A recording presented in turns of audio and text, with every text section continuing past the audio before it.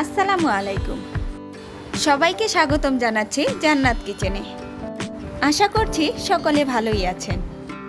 আজকে চলে আসলাম মজাদার সুজির পিঠার রেসিপি নিয়ে। এই পিঠাটি তৈরি করা যেমন সহজ, তেমনি ঘরে থাকা অল্প কিছু উপকরণ দিয়েই তৈরি করে নেওয়া যায়, আর খেতেও কিন্তু অনেক মজার হয়। চলুন তাহলে দেরি না করে পুরো রেসিপিটি দেখে নেওয়া যাক। সুজির পিঠা তৈরি করে নেওয়ার জন্য প্রথমেই আমি চুলায় একটি কড়াই বসিয়ে দিয়ে 1.5 কাপের মতো সুজি নিয়ে নিলাম। সুজিগুলোকে আমি হালকা আঁচে নেড়ে চেড়ে ভেজে নিচ্ছি। এগুলোকে আমি বেশি ভাজবো না, জাস্ট একটা ফ্লেভার আসা পর্যন্ত অপেক্ষা করছি। বেশি ভেজে সুজির কালারও পরিবর্তন করার কোনো প্রয়োজন নেই, জাস্ট একটু ভাজলেই হবে।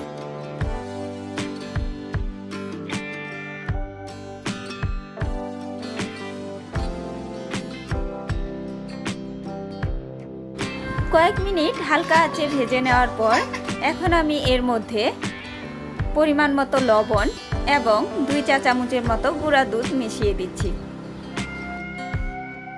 গুঁড়ো দুধটা অপশনাল, আপনারা চাইলে দিতেও পারেন, আবার চাইলে নাও দিতে পারেন, তবে গুঁড়ো দুধটা দিলে পিঠার স্বাদটা অনেক গুণে বেড়ে যায়।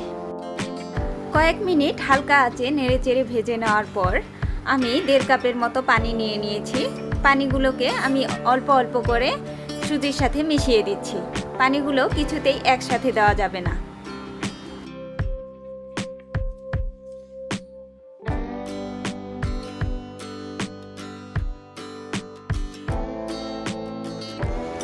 আমি অল্প অল্প করে পানি দিয়ে কয়েক মিনিট নাড়াচাড়া করে সুজিগুলোকে নামিয়ে নিচ্ছি।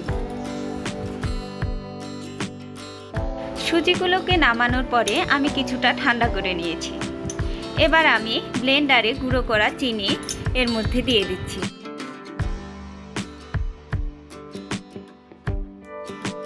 চিনি দেওয়া হয়ে গেলে চিনির সাথে সুজিগুলোকে ভালোভাবে মেখে নিচ্ছি।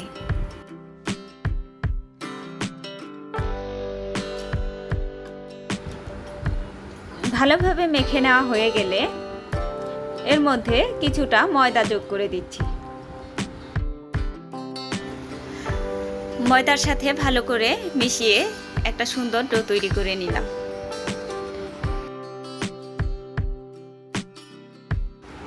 ময়দা দিয়ে আমি সুন্দরভাবে একটি ডো তৈরি করে নিয়েছি। রুটি তৈরি করে নেওয়ার জন্য আমরা যেরকম ডো তৈরি করি ঠিক সেরকম, বেশি শক্তও না আবার বেশি নরমও না।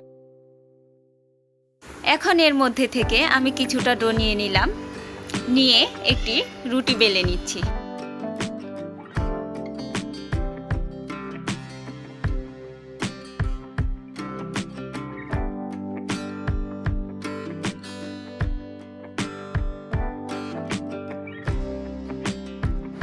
আমি রুটিটিকে বেশি মোটাও করিনি আবার বেশি পাতলাও করিনি, দেখুন এটি ঠিক এরকম হয়েছে। এবার আমি একটি বাটির সাহায্যে পিঠাগুলোকে কেটে নিচ্ছি। আপনাদের কাছে এরকম বাটি না থাকলে আপনারা যে কোনো বোতলের মুখ বা বয়মের মুখ যে কিছু দিয়ে পিঠাগুলোকে কেটে নিতে পারেন। আমার একটি পিঠে কেটে নেওয়া হয়ে গেছে। আমি এভাবে সবগুলো পিঠেই কেটে নিচ্ছি।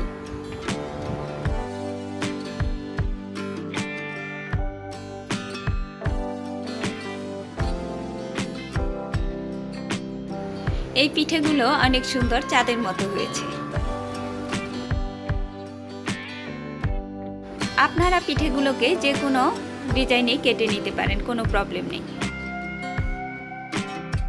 আমি এভাবে সবগুলো পিঠেই বানিয়ে নিয়েছি। এবার এগুলোকে ভাজতে চলে যাব। পিঠেগুলোকে ভেজে নেওয়ার জন্য আমি চুলায় একটি ফ্রাই প্যান বসিয়ে দিয়ে পরিমাণ মতো তেল গরম করে নিয়েছি। তেলটা ভালোভাবে গরম হয়ে গেলে আমি একটি একটি করে পিঠেগুলোকে দিয়ে দিয়েছি। চুলার আঁচ অবশ্যই হাই রাখতে হবে এবং তেলটা অবশ্যই অনেক ভালোভাবে গরম হতে হবে। তেল ঠান্ডা হলে পিঠেগুলো ভেঙে যেতে পারে। দেখুন আমার পিঠেগুলো কতটা সুন্দর হয়ে ফুলে উঠেছে আর দেখতে কতটা সুন্দর লাগছে। এবার এগুলোকে উল্টে পাল্টে লালচে করে ভেজে নিচ্ছি।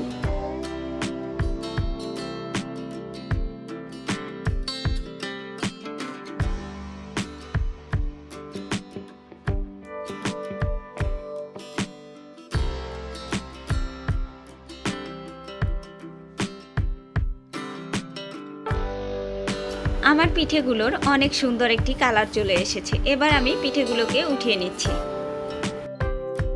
এভাবে বাসায় আপনারা একবার হলেও পিঠেগুলো ট্রাই করে দেখবেন।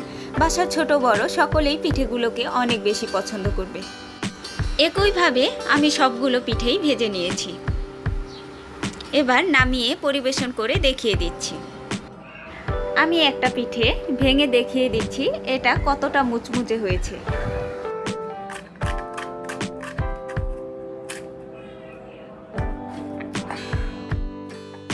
আর এই পিঠেগুলো ভাজার কয়েক ঘন্টা পরেও এরকম মুচমুচেই থাকবে। দেখলেন তো কত অল্প সময়ে কত সহজেই কত সুন্দর পিঠেগুলো তৈরি করে নিলাম। আর এগুলো দেখতে যেরকম সুন্দর হয়েছে খেতেও কিন্তু অসাধারণ। ভিডিওটি ভালো লাগলে অবশ্যই লাইক, কমেন্ট এবং শেয়ার করতে ভুলবেন না। এরকম আরও নতুন নতুন রেসিপি পেতে আমার চ্যানেলটি সাবস্ক্রাইব করে পাশে থাকা বেল আইকনটি অন করে দিবেন যাতে আমি কোনো ভিডিও আপলোড দিলে সবার প্রথমে আপনার কাছে পৌঁছে যায়। দেখা হবে আবার নতুন কোনো রেসিপি নিয়ে। সে পর্যন্ত সকলেই অনেক ভালো থাকবেন। আল্লাহ হাফেজ।